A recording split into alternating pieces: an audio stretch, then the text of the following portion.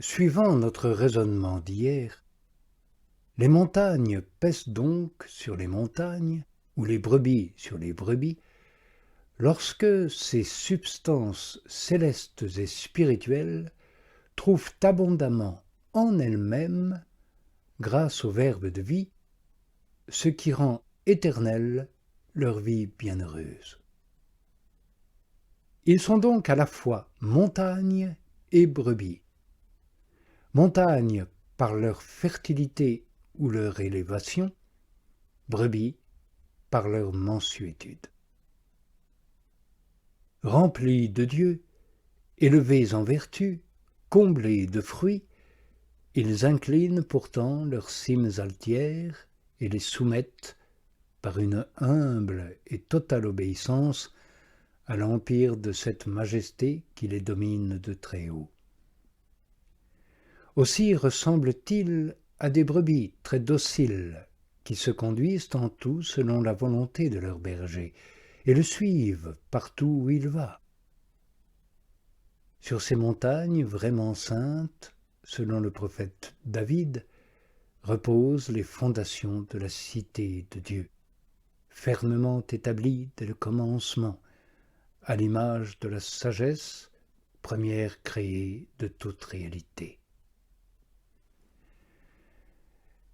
C'est la même cité au ciel et sur la terre, bien que d'une part elle soit voyageuse, d'autre part reine.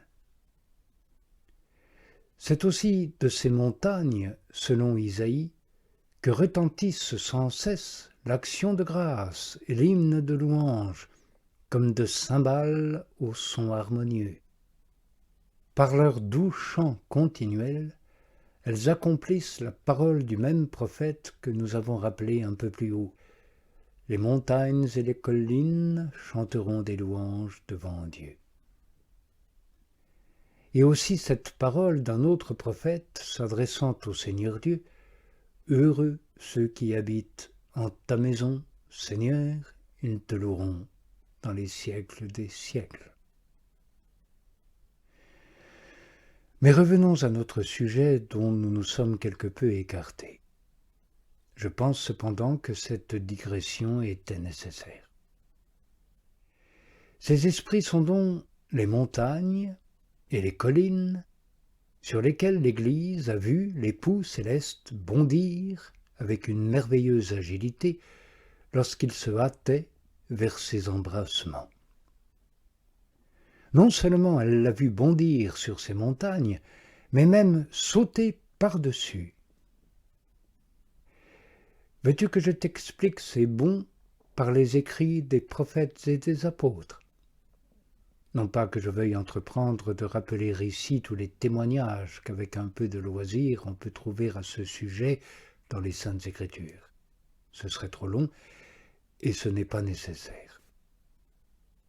Je cite seulement les passages qui semblent confirmer brièvement et clairement ce qui est dit des bons de l'époux. Le psalmiste, comme nous l'avons rappelé hier, dit de lui qu'il a planté sa tente en plein soleil et qu'il est lui-même comme un époux sortant de la chambre nuptiale. Il s'est élancé comme un géant pour courir son chemin. Il s'est levé à l'extrémité du ciel. Voilà quel bond il a fait.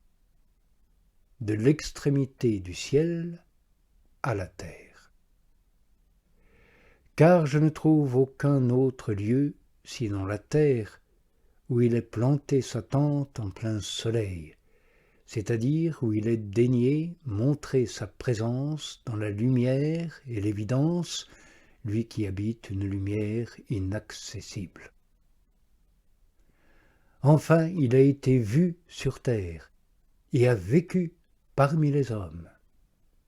Sur terre, dis-je, publiquement, c'est-à-dire en plein soleil, il a planté sa tente, à savoir son corps charnel, qu'il a daigné prendre au corps de la Vierge Marie pour être vu, lui qui, en soi, est invisible.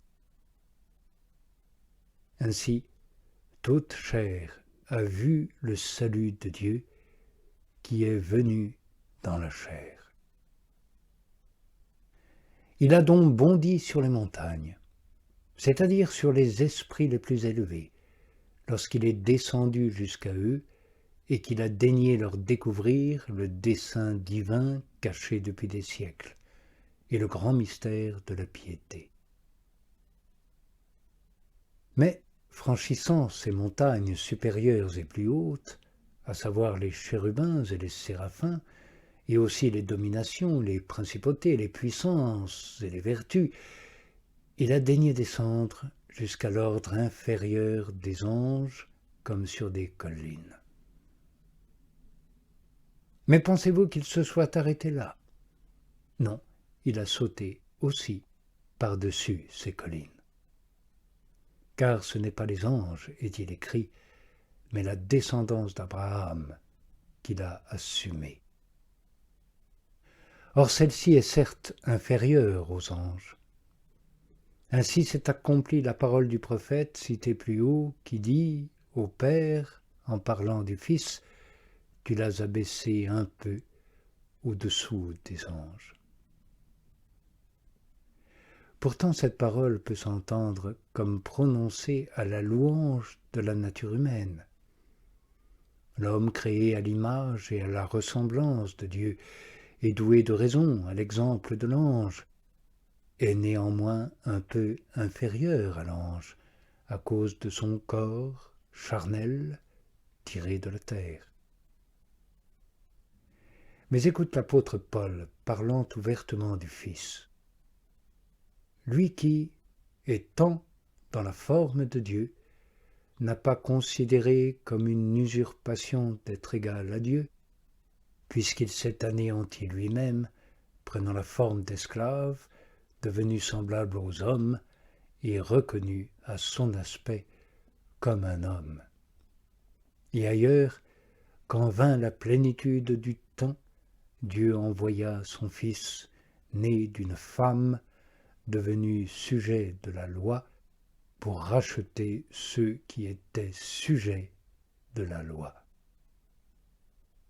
Celui qui, né d'une femme, est devenu sujet de la loi, sans aucun doute, a franchi dans sa descente non seulement les montagnes, c'est-à-dire les plus grands et les plus élevés des esprits bienheureux, mais aussi les moindres anges, qui, par rapport aux plus élevés, sont justement désignés du nom de collines. D'ailleurs, le moindre dans le royaume des cieux est plus grand que quiconque est revêtu de chair sur la terre, fût-il le grand Jean-Baptiste. Bien sûr, nous confessons que le Dieu homme, jusque dans son humanité, est incomparablement supérieur à toute principauté et à toute puissance. Mais il est certain que, même s'il les surpasse par la majesté, il est au-dessous d'eux par la faiblesse de son corps. C'est ainsi qu'il a bondi sur les montagnes et sauté par-dessus les collines, en daignant se montrer inférieur non seulement aux esprits plus élevés, mais aussi à ceux de rang inférieur. De plus, il s'est montré assujetti non seulement à ces esprits célestes, mais encore à ceux qui habitent des maisons d'argile, dépassant et devançant en humilité l'humilité même des hommes. Car il était soumis à Marie et à Joseph, lorsqu'il était enfant à Nazareth. Jeune homme au bord du Jourdain, il s'est incliné sous les mains de Jean le Baptiste.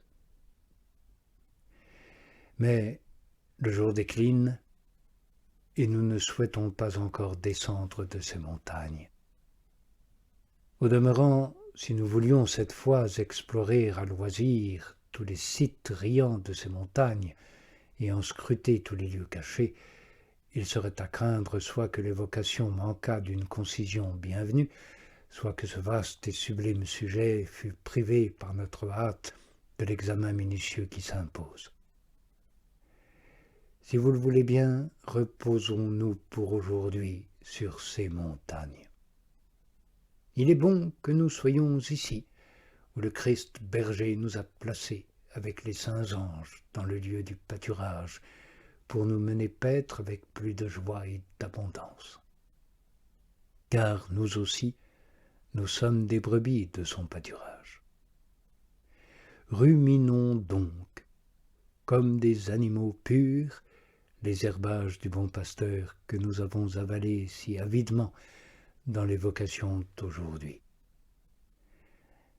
Dans une prochaine, nous assimilerons plus attentivement le reste de ce passage, et ceci par la libéralité de l'époux de l'Église, Jésus, le Christ, notre Seigneur, qui est Dieu, au-dessus de toute montagne et de toute colline.